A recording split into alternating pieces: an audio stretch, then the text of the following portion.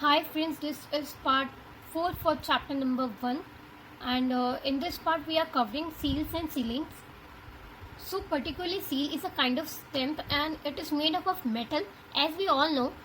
So let's imagine अगर उस stamp को, उस मोहर को अगर हम एक वेट क्ले पे उसको स्टैम्प करेंगे तो क्या होगा. सो आप इमेजिन कर सकते हो कि काइंड ऑफ अ सीलिंग बनकर आ जाएगी. मान लो हॉर्स को हम स्टैम्प लगाते हैं तो हॉर्स का शेप बनकर आ जाएगा, हॉर्स की सीलिंग बनकर आ जाएगी. And please remember that metal की स्टैम्प को बोलते हैं seal and the impression of seal is known as sealing. So seals and sealings को फैसिलिटेट करती थी long distance trade. Let me clear with this and with example. मान लो कि किसी जन को ट्रांसपोर्ट करना है, कोई भी सामान को एक जगह से दूसरी जगह पहुंचाना है. एंड लेट्स इमेजिन कि उस ऑब्जेक्ट को, उस सामान को उस बोरी, उस सैक के अंदर डाल रखा है हम लोगों ने. So the place where we not, जहाँ पे हम लोग उसको बांधे रहते हैं ना, वहाँ पे एक सील, एक मोहर लगा देते हैं. Seal is a kind of a clay. तो मतलब एक क्ले लगा दिया, एक स्टैम्प लगा दिया. वो तो तब तक नहीं खुल सकता कि जब तक वो ट्रेडर्स के पास, सही इंसान के पास ना जाए. इन केस आप ये भी इमेजिन कर सकते हो कि मान लो वो सील ख़राब हो गई, क्ले हट गया, तो मतलब उसको पता भी चल सकता है कि यस, कि उस सामान के साथ किसी ने देखा या उसको स्टील करा या उसकी रॉबरी भी हो सकती है. तो ऐसे आप सोच सकते हो. इट मीन्स कि जब रिसीवर के पास वो रिसीव होगा तो उसको true identity of the sender पता चल जाएगी कि सबसे पहले भेजा किसने.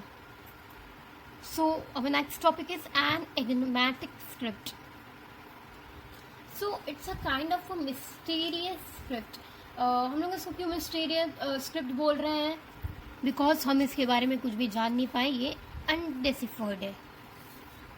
सो हमें कुछ फीचर्स मिले कि line of writing plus motifs, मतलब कि राइटिंग, उनका राइटिंग का स्टाइल हमें पता चला है, उनके क्या क्या मोटिव्स थे.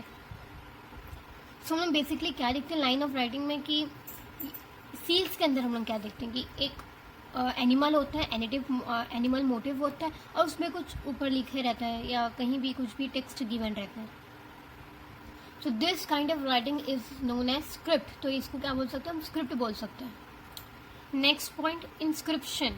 तो inscription which is written on a पत्थर, which is written on a stone, है ना, जो आप वॉल में लिखे जाते हैं, हार्ड सर्फेसेस पे लिखे जाते हैं. इंस्क्रिप्शन हमने पढ़े भी हैं, है ना. तो उसके ऊपर हमने क्या देखा, 26 साइंस देखी अलग अलग टाइप्स की, जिसको हम अनडेसिफर्ड है, हम लोग उसको बता नहीं पाए, हमें समझ नहीं पाए, उनके अच्छे से एविडेंसेस हमें क्लियर नहीं मिले. और एक हरप्पन स्क्रिप्ट में ये भी पाया गया कि हम लोग कैसे लिखते हैं, we writing from the left to right ना, हम लोग लेफ्ट से स्टार्ट करते हैं and moving on moving on moving on. तो उन लोग का सेम उल्टा, उन लोग स्टार्ट करते हैं राइट टू लेफ्ट, मतलब यहाँ से लिखना चालू करेंगे, फिर ऐसे ऐसे ऐसे ऐसे ऐसे ऐसे. यस. और इनकी जो अल्फ़ाबेटिकल है ना, सॉरी, इनके जो साइंस है ना वो अल्फ़ाबेटिकल नहीं है. तो अल्फ़ाबेट तो कोई है ही नहीं, तो हमारे सारे क्या है, साइंस है. तो इन केस आपको लोटस लिखना है तो लोटस के लिए एक अलग से ही साइन बनेगा. तो अल्फ़ाबेट के कारण नहीं होने के कारण हम लोग उनको गैस नहीं कर पाते कि वो दे आर राइटिंग और क्या वो बताना चाह रहे हैं.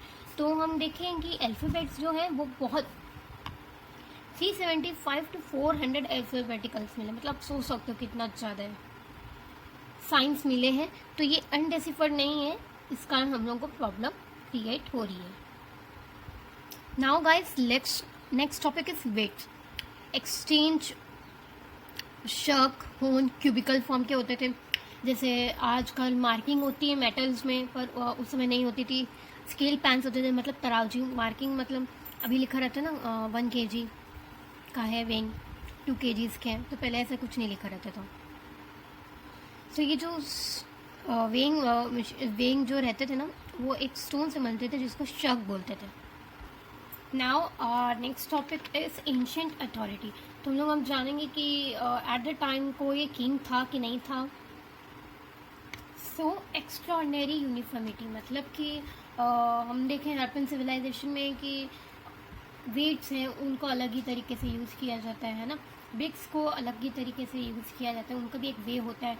एक स्पेसिफिक ड्रेनेज सिस्टम है, मतलब in a well manner formed, arranged हैं उनके सारे काम क्या उनके सारे डेटाज एकदम वेल मैनर फॉर्म में अरेंज्ड हैं। तो स्कॉलर्स आर्कियोलॉजिस्ट थिंक्स दैट कि कोई ना कोई किंग्स होगा या कोई ना कोई अथॉरिटी तो होगी, इतने वेल मैनर फॉर्म्ड में इतने अच्छे तरीके से हर्पन सिविलाइजेशन था, तो वो लोग ऐसे सोचने लगे। लाइक ब्रिक्स है, सेटलमेंट्स देखे हम लोग कि मटेरियल्स के हिसाब से ऑब्जेक्ट्स के अनुसार हम लोग अपने आप को सेटल करते। फोर्टिफिकेशंस होती थी कि एरिया में ईस्ट के एरिया में हम लोग फोर्टिफिकेशंस बनाते थे, मतलब ये सब आइडिया उन्हें देता कौन था? प्लेटफॉर्म्स के ऊपर उन लोग बिल्डिंग बनाते थे, है ना, हायर टाउन में, है ना, तो ये सब चीज़ें उन्हें आइडियाज़ कौन देता था? So these some questions where arises at that time. So palaces मिले हैं, लार्ज बिल्डिंग्स मिले हैं, पर कोई स्पेसिफिक महल उनको नहीं मिला कि वो डिस्क्राइब कर पाए कि एज एट द टाइम कोई किंग था वहाँ। तो किंग स्टोन मिली हैं, स्टेचूज मिले हैं, प्रीस्ट मिले हैं, किंग्स नहीं बोल सकते पर हाँ स्टेचू लाइक प्रीस्ट मिले हैं। सो बहुत ही कम एविडेंसेस होने के कारण ना 3 टाइप के स्कॉलर्स हैं, उनके अलग अलग उनका व्यू पॉइंट है कि एक कहते हैं कि कोई रूलर नहीं था, एक कहते हैं कि सेपरेट रूलर्स होते थे, हड़प्पा का अलग, मेसोपोटामिया का अलग, उसका अलग, लोथल का अलग, है ना, और एक कहते थे कि एक सिंगल रूलर होता था। But there are not enough evidences to say that कि there was only a single ruler.